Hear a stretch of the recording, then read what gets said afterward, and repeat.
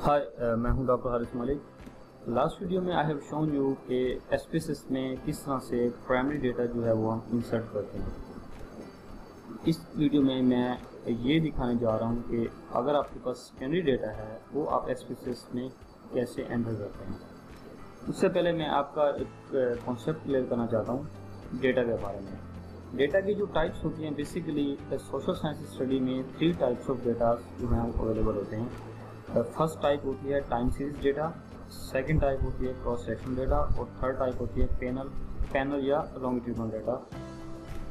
Time series data किस तरह का डेटा होता है, किस तरह की स्टडी में ये डेटा यूज होता है। ऐसी स्टडी जिसमें हम किसी एक ऑब्जेक्ट को study one object at more than one time period. कोई भी एक ऑब्जेक्ट है जिसे हम एक से ज़्यादा टाइम पीरियड में स्टडी कर रहे हो, उसका बिहेवियर या उसकी परफॉर्मेंस, एनीथिंग एल्स, कुछ भी हो सकता है जो हम किसी एक ऑब्जेक्ट की हम स्टडी कर रहे हो मोर देन वन टाइम पीरियड में, ऐसे डेटे को हम टाइम सीरीज डेटा कहते हैं। Cross sectional data I have already told in the last video, वो डेटा होता है जिसमें हम स्टडी करते हैं मोर देन वन ऑब्जेक्ट को at one period of time. So the time series data में और पैनल डेटा में क्या डिफरेंस है? टाइम सीरीज डेटा में one object at more than one time period, जबकि क्रॉस सेक्शन डेटा में one object more than one object eight one period of time. तो इसमें ऑब्जेक्ट एक है, टाइम मोर देन वन है, और इसमें ऑब्जेक्ट्स मोर देन वन है और टाइम सिंगल है। इस तरह से जो पैनल डाटा होता है, इसमें हमारे पास जो ऑब्जेक्ट्स होते हैं वो भी मोर देन वन और टाइम पीरियड भी मोर देन वन, इसको हम पैनल डेटा कहते हैं। टाइम फ्रेम हमारे पास किस तरह से हो सकते हैं, ये एक कॉन्सेप्ट क्लियर करने के लिए मैंने कुछ एक्स्ट्रा इन्फॉर्मेशन यहाँ पर इंसर्ट किया है। टाइम पीरियड की हम बात करते हैं, टाइम पीरियड से क्या हम मीनिंग ले रहे होते हैं। टाइम पीरियड हमारे पास एनुअल टाइम पीरियड भी हो सकता है, सेमी एनुअल भी हो सकता है, क्वार्टरली भी हो सकता है, मंथली भी हो सकता है, वीकली भी, डेली भी, आवरली भी। लेट्स सपोज आप किसी एम्प्लॉय की परफॉर्मेंस को एग्जामिन करना चाहते हैं, एक एम्प्लॉय की परफॉर्मेंस को आप एक साल तक एग्जामिन करना चाहते हैं और हर मंथली बेसिस पे एंड मंथली उस एम्प्लॉय की परफॉर्मेंस को आप सिर्फ एक साल तक जो है वो एग्जामिन करना चाहते हैं। तो एक साल में 12 मंथ्स होते हैं, तो हम मंथली डेटा ले रहे हैं 12 मंथ्स का, और एम्प्लॉय हमारे पास सिंगल है। तो एक एम्प्लॉय, व्हाट इज एम्प्लॉय, आपके पास क्या है, वो आपका ऑब्जेक्ट है, और टाइम सीरीज उसमें टाइम पीरियड क्या, मंथली। तो 12 मंथ्स तक हम उस एम्प्लॉय की परफॉर्मेंस को एग्जामिन करेंगे, तो ये हमारे पास क्या होगा, टाइम सीरीज डेटा होगा। इस तरह से अगर हम क्रॉस सेक्शनल डेटा की बात करें, हम ये चाहते हैं कि हमारे पास 20 एम्प्लॉयज़ हैं और हम इस मंथ में उनकी परफॉर्मेंस को हम एग्जामिन करना चाहते हैं। उसमें हमारे पास जो ऑब्जेक्ट्स हैं वो मोर देन वन, लाइक 20 एम्प्लॉयज़, और टाइम पीरियड हमारे पास वन, हम सिर्फ 1 मंथ का उनका जो परफॉर्मेंस हम उनकी एग्जामिन करना चाहते हैं। इस तरह से हो सकता है हम एम्प्लॉयज़ की 20 एम्प्लॉयज़ की एनुअल परफॉर्मेंस को हम एग्जामिन कर रहे हो जस्ट फॉर द 1 ईयर। तो टाइम हमारे पास कैसा होता है, annual, semi annual, quarterly, monthly. Object हमारे पास कौन कौन से होते हैं?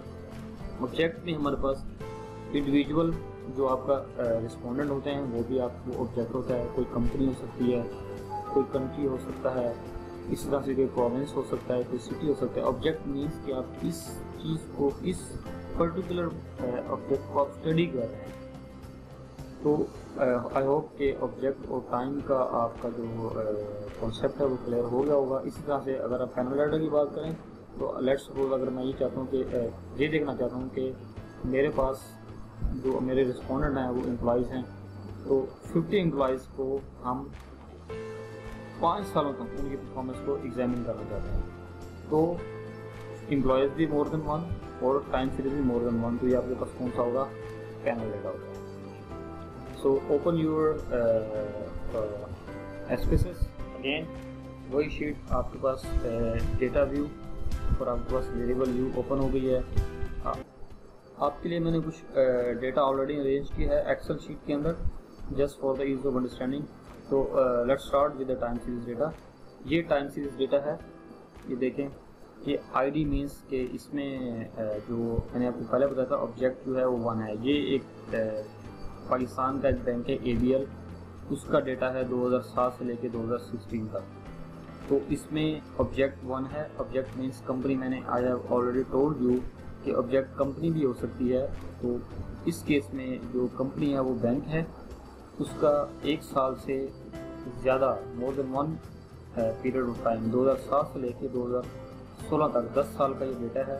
उसकी वेरिएबल्स कौन कौन से हैं? Return on assets, return on equity, उसके एसेट्स हैं, इक्विटी भी है, उसकी NPLR रेशो है और उसकी एसेट्स रेशो है,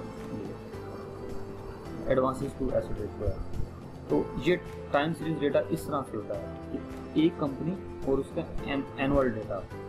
इसी तरह से हम अब क्रॉस सेक्शनल डेटा मैं आपको दिखाता हूँ। क्रॉस सेक्शनल डेटा मैंने आपको बताया था कि जिसमें मोर देन 1 ऑब्जेक्ट होता है और उसमें जो टाइम पीरियड है वो सेम होता है।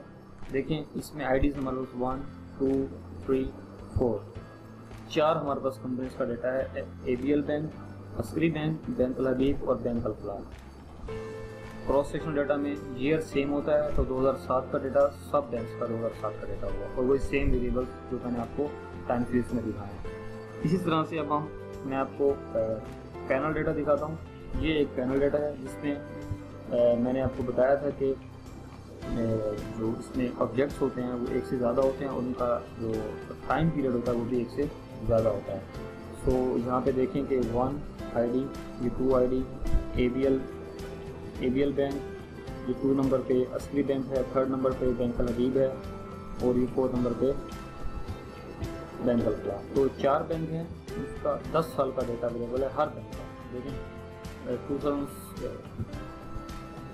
2007 से लेकर 16 का डेटा है पहले ABL बैंक का, देन अगेन 7 से 16 का डेटा है अस्करी बैंक का, देन अगेन 7 से 16 का डेटा होगा बैंक अल हबीब का और देन अगेन 7 से 16 का डेटा है अल फलाह बैंक का और उनके ये variables.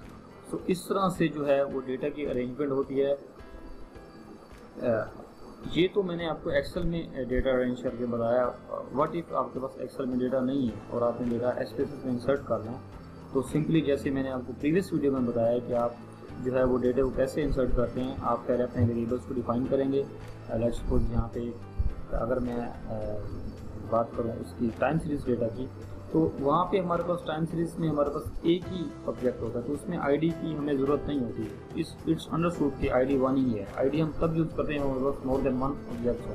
But if you want to use for the ease of understanding, so you can use again वही सेम ID प्रेस करें, then bank name, company name, whatever आपके पास कौन कौन से वेरिएबल्स हैं, ROA, ROE, एसेट्स, इक्विटी,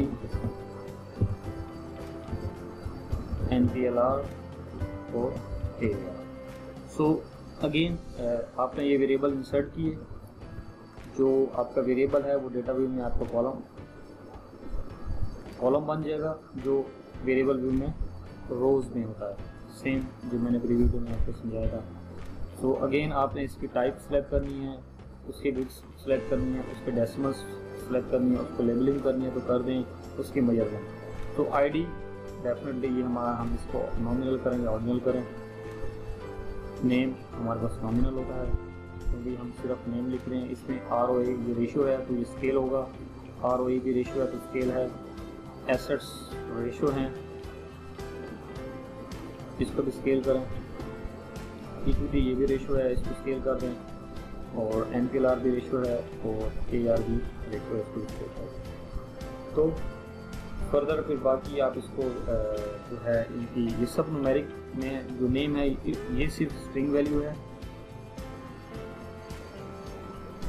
आपको अगर मैं शीट में भी दिखाऊँ तो देखें सिर्फ नेम जो है वो स्ट्रिंग है। स्ट्रिंग क्या होता है, जो करैक्टर्स में कोई भी आप चीज़ इंसर्ट करते हैं, नेम हो गया, कंट्री नेम हो गया, तो वो आपकी स्ट्रिंग वैल्यू होती है। बाकी ये आपकी न्यूमेरिक वैल्यूज हैं जो नंबर्स में होती हैं, जो वर्ड्स में या करैक्टर्स में होते हैं वो स्ट्रिंग होती हैं। सो ये सब न्यूमेरिक होंगी। डेसिमल्स आपने अगर डेसिमल ज़्यादा यूज़ करने हैं तो आप डेसिमल यूज़ कर सकते हैं। ID में डेसिमल नहीं होता इसको आप 0 कर दें, नेम में भी डेसिमल नहीं होता इसको आप 0 कर दें। बाकी ये सब जो है वो आपके रेशोज़ हैं, इनकी डेसिमल्स की रिक्वायरमेंट हमें है। एसेट्स जो हैं अगर मैं आपको यहाँ पे लेके जाऊँ तो देखें ये रेशो है डेसिमल्स में, एसेट्स आपके पास डेसिमल्स में नहीं, ये आपके पास रुपीज़ में इसलिए होगा, तो आपको you don't need to use the decimal point for currency amount, तो आप इसको भी मिलता है। और अगर आप इसको लेबल देना चाहें तो लेबल कर सकते हैं। As I have told you earlier, values यहाँ पे असाइन करने की ज़रूरत नहीं है, क्योंकि यहाँ पे कोई जेंडर नहीं है, यहाँ पे कोई सेट स्ट्रॉन्गली एग्री डिसएग्री कोई लिकट स्केल नहीं है, तो वैल्यूज़ यहाँ पे यूज़ स्टैंडर्ड डेटा में अगर आपके पास डेटा इस टाइप का डेटा हो तो जस्ट सिंपल बस डिफाइन हो गया, और यहाँ पे आप जो है वो डेटा आप अपना इंसर्ट कर सकते हैं। और आई थिंक कि आप ये जो आपका डेटा है, सॉरी मैं यहाँ पे ईयर जो है वो मैं भूल गया हूँ, आप यहाँ पे इंसर्ट वेरिएबल करें। देखिए मैंने भी क्या किया कि मैं ईयर जो है वो डालना भूल गया था, और मैंने आईडी के बाद ईयर इंसर्ट करना था, तो आप यहाँ पे इस पर क्लिक करें, इंसर्ट करेंगे तो इससे अबव रो में जो है वो आपका न्यू वेरिएबल इंसर्ट हो जाएगा। इसको आप यहाँ पे आप इसको क्लियर कर दें, और ये भी आपको न्यूमेरिक फॉर्म में इसका जो है वो ऑर्डिनल होगा, ये ऑर्डर में है। ये आपके पास वेरिएबल्स आ गया, ID, year, name, R O, इसको आप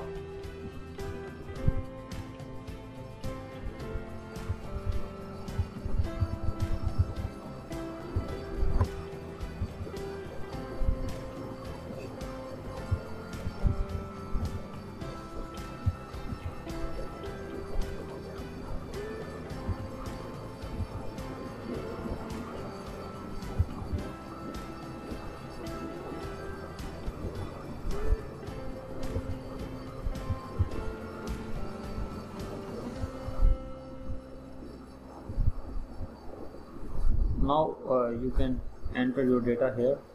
ID आपके पास 1 ही है, 10 साल का डेटा है तो 10 तक आपके पास 1 2007 2008 2009 2010 2011 2012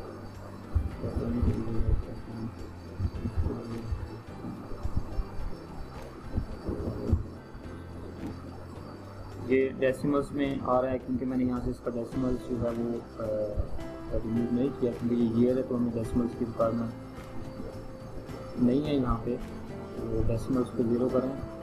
now you can see the decimals. तो बैंक नेम जो है वो AVL है, कॉपी करके इसको यहाँ पे आप सेलेक्ट करके पेस्ट कर देंगे तो ये ऑटोमेटिकली पेस्ट हो जाएगा। And then you can enter data manually, वहाँ से आप कॉपी करते जाएं यहाँ से और इसको पेस्ट कर दें। ROE का डेटा आप एक्सेल से कॉपी करें और इसको पेस्ट कर दें। इसी तरह से अपने सारे डेटा जो है वो आपके वेरिएबल्स वहाँ से कॉपी करके सिंपली जस्ट वहाँ पे पेस्ट कर दें, तो ये आपका डेटा जो है वो इंसर्ट हो चुका है time fix data.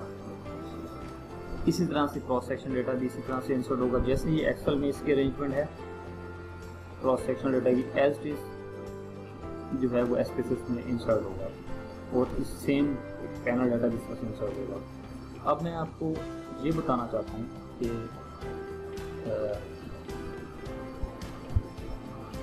Okay,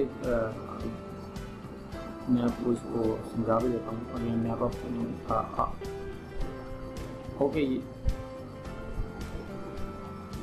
okay ये जो है टाइम सीरीज डेटा था। Now I will tell you how to add the cross section data. आप इस डेटा को जो है वो रिमूव करें, प्रेस डिलीट बटन, ओके ये डाटा इसमें रिमूव। आपके वेरिएबल्स सेम रहेंगे, ID, year, bank name, ROA because if you open your cross section sheet तो आपके वेरिएबल्स सेम हैं, सिर्फ डेटा इज़ डिफरेंट। तो SPSS की आप ये शीट ओपन करें, 1 2 3 and 4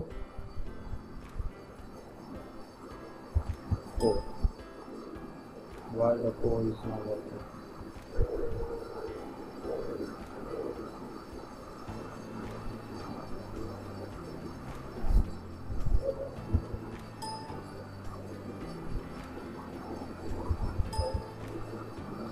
ओके, इसको यूज कर दें।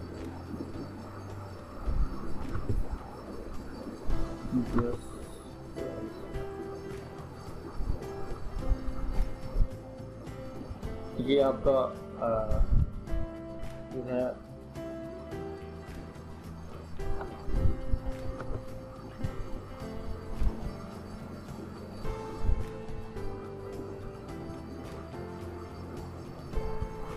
ओके, अब आपका ये डेटा रिमूव हो गया है। अब आप जो है क्रॉस सेक्शन की अगर आप शीट ओपन करें तो देखिए आपके पास डेटा 1 2 3 4 आईडीज़ हैं आपके पास।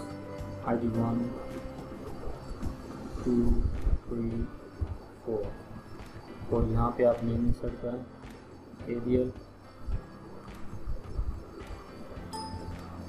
या आप सिंपली जो है इसको कॉपी करके सॉरी यहाँ पे फर्स्ट आपने पहले ईयर को आपने इंसर्ट करना 2007 और 10 ये 7 जो है आपके क्रॉस सेक्शन डेटा, इसमें आपका टाइम पीरियड सेम होता है तो सब आईडीज़ के लिए सेम होगा। और नेम आप यहाँ पे बैंक नेम जो है वो आप यहाँ से कॉपी करके यहाँ पे आप इसको पेस्ट कर दें।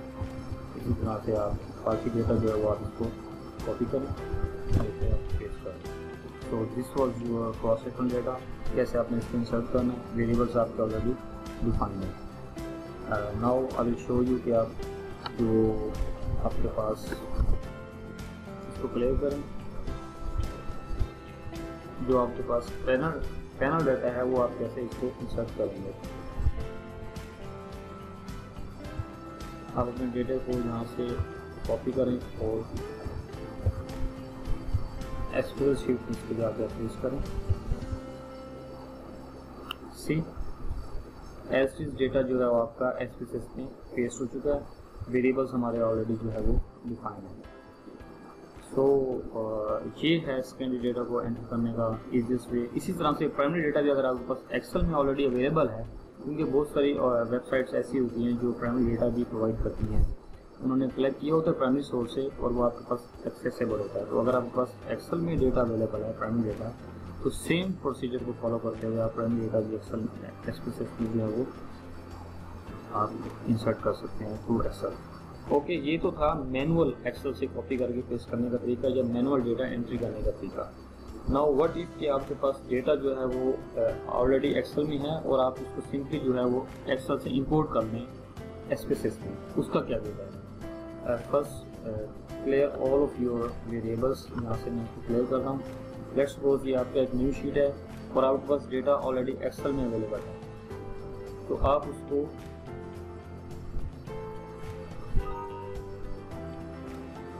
एक्सेल में आपके पास डेटा ऑलरेडी अवेलेबल है और आप उसको डायरेक्टली इंपोर्ट करना चाहते हैं फ्रॉम एक्सेल टू SPSS। उसका क्या वे है, आप फाइल पे जाएं,